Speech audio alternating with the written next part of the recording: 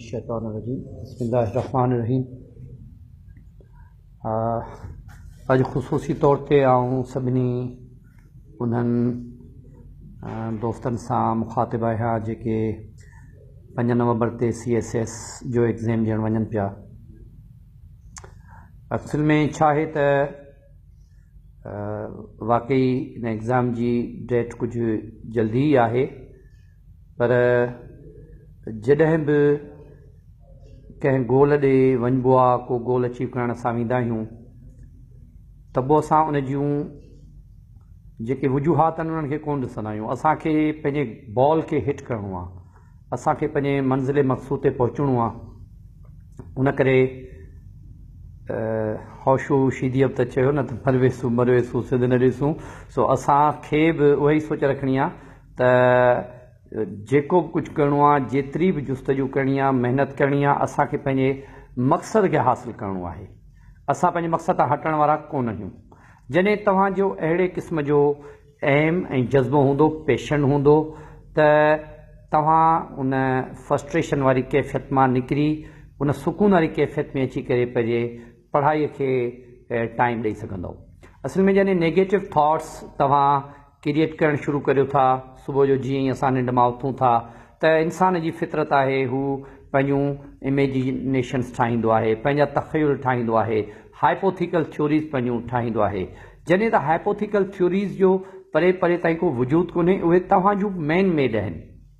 तव्हांखे फ़क़ति कामयाबीअ जे लाइ पंहिंजे ज़ात सां सचो रहणो आहे। फ़क़ति फस्ट जेका तव्हांखे प्रायोरिटी आहे त तव्हां केतिरा पंहिंजे ज़ात सां सचा आहियो। पहिरीं इहा ॻाल्हि जॾहिं तव्हां पंहिंजे ज़ात सां सचा थींदव त तव्हां पंहिंजूं डिफिशंसीज़ एफिशिएंसीज़ ज़हन में रखंदव। जेका डिफिशंसी आहे उनखे ख़तमु करिणो आहे, जेका क़ाबिलियत आहे उनखे वधाइणो आहे। मिसाली ॻाल्हि, को शख़्स पंहिंजे सम्झी वियो आहे, जॾहिं पाण सां सचो थियो ऐं सम्झी चुको आहे त आउं पंहिंजे पढ़ाईअ खे जेतिरो टाइम ॾियणु खपे ओतिरो कोन पियो ॾियां, त मूंखे 4 कलाकनि जे बदिरां 6 कलाक ॾींदसि त आउं पंहिंजे टारगेट खे अचीव कंदसि। हाणे जॾहिं हुन रियलाइज़ कयो, पंहिंजे अंदरां डिसीशन अची वियो त उन खे इहो करणु घुरिजे त हू पंहिंजा 6 कलाक करे। छो जो फ़ैसिलो हुनजे ख़ुदि अंदरि मां आयो आहे। उनखां पोइ पेशेंट हुजे, तव्हां में मक़सदु हिकिड़ी स्टेबिलिटी हुजे, बक़ाइयत हुजे, शिकस्त तस्लीम कान्हे करणी। शिकस्त तव्हां पंहिंजे ख़्यालनि खां न खाओ, पंहिंजे ज़ात खां न खाओ। हिकिड़ी सिंधीअ में चवणी आहे त किरियल महिलात भले केॾी बि सुहिणी महिलात हुजे, पर उहा जॾहिं किरी पवंदी आहे त उन जूं सिरूं बि माण्हू खणी वेंदा हलिया आहिनि। उन करे पंहिंजे शख़्सियत खे पंहिंजे ज़ात जे हथां माना शिकस्त न ॾियो। तव्हां पंहिंजे ज़ात खां शिकस्त न खाओ। तव्हांजो मक़सदु जेको आहे उन मक़सद तरफ़ वधो।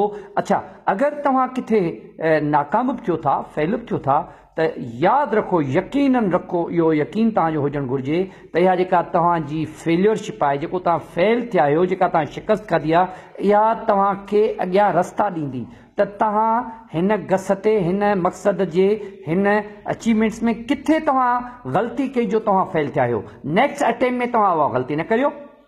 सिंपल आहे। पंहिंजे हाइपोथिकल थ्योरीज़ खे घणी ज़हनी सोचनि में जॻह न ॾियो ऐं पंहिंजे टारगेट्स जे लाइ पॉज़िटिविटीज़ जेके आहिनि उन्हनि ते तव्हां पंहिंजो पाण खे तवजह ॾियो ऐं उन्हनि तरफ़ वधणु शुरू करियो। छो जो सपोज़ करियो, सुबुह जो अगरि तव्हां उथो था ऐं तव्हांजे ज़हन में नेगेटिव ख़्याल अचनि था, त तव्हांजी जेका ज़हनी सोच जी क्राइटेरिया आहे उहा नेगेटिविटीज़ तरफ़ ईंदी, उहा पॉज़िटिव तरफ़ कान ईंदी। पर सभु उहे ई मिसाल ॻाल्हि, हिकिड़ो नंढो आउं हिते मिसाल थो ॾियां त सपोज़ करियो असां हिन काइनात में, हिन धरतीअ ते रोज़ानी 7-8 अरब माण्हुनि मां 50-60 लख माण्हू मरनि था। सुबुह जो तव्हांजी अलाह साईं अखि खोले थो ऐं तव्हां ज़िंदा सलामत आहियो, त तव्हां पंहिंजो पाण खे इते ई जीअं अखि खुले थी त ख़ुशि नसीबनि में शामिलु करियो। या रब करीम, घटि में घटि आउं उन्हनि ख़ुशि नसीबनि में शामिलु आहियां जेके अॼु मुआ कोन आहिनि, अॼु जीअर आहिनि, अॼु हिन काइनात ते साह खणनि पिया।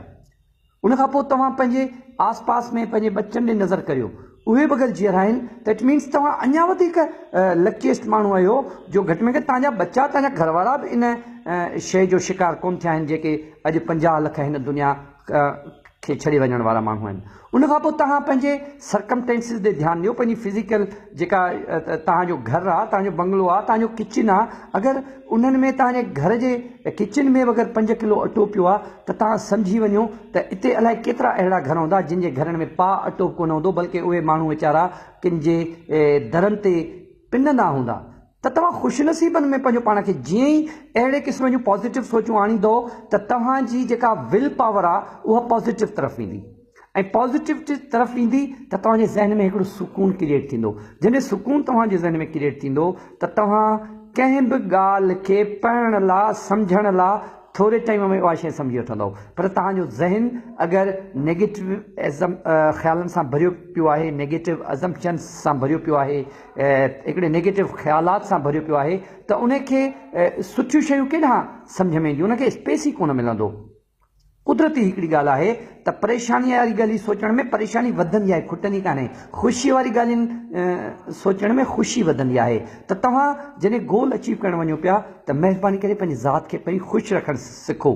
ख़ुशि रखण जा इहे आहिनि त अलाह जो शुक्र अदा करियो। अलाह जो शुक्र, जॾहिं तव्हां एॾा सिहत वारा सिहतमंद आहियो, सालम आहियो, पढ़ो पिया, घर अथव, ॿचिड़ा अथव, अलाह साईं जिस्म सलामत ॾिनो, अखियूं सलामत ॾिनियूं, ॿाहूं सलामत ॾिनियूं, अलाह साईं ज़िंदगी तव्हांखे सिहतमंदी वारी ॾिनी, त तव्हां उन्हनि माण्हुनि खे ॾिसो जिन वीचारनि खे चमचनि सां पाणी पीआरियो वञे थो इस्पतालनि में, उहे वीचारा बेयारो मददगार पिया आहिनि। वरी उन्हनि ग़रीबनि खे ॾिसो जिन जा घर बि कोन्हनि, उन्हनि खे ॾिसो जिन वटि खाधे खाइण लाइ कुझु कोन्हे, उन्हनि खे ॾिसो जेके पढ़ण बावजूदि पढ़ी कोन सघिया। तव्हां त लकीएस्ट माण्हू आहियो जेको एॾी वॾी तालीम हासिल करे हाणे पंहिंजे फाइनल गोल खे अचीव करणु वञो पिया। सो उन में कॾहिं नाउमेद न थियो। तव्हां पंहिंजे ज़ात सां सचा रही करे पंहिंजे मक़सद खे हासिल करण जूं अचीवमेंट्स पूरियूं करियो। बाक़ी अलाह जो कमु उहो पाण कंदो। कामयाबी जेको बि फ़ैसिलो तव्हांजे हक़ में अलाह जी ज़ात करे थी उहो परफेक्ट आहे, छो जो हू आदिल आहे, हू क़रीबो बईद ॼाणण वारो आहे।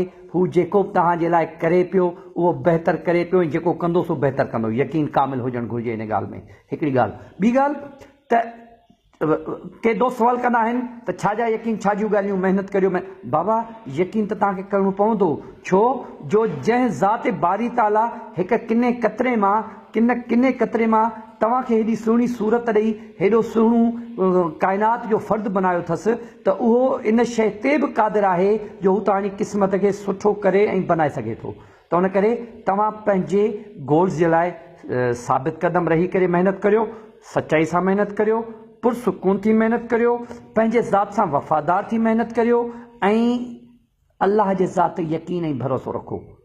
छो जो उनजे भरोसे ऐं यकीन करण खां सवाइ तव्हां वटि ॿियो रस्तो ई कोन्हे।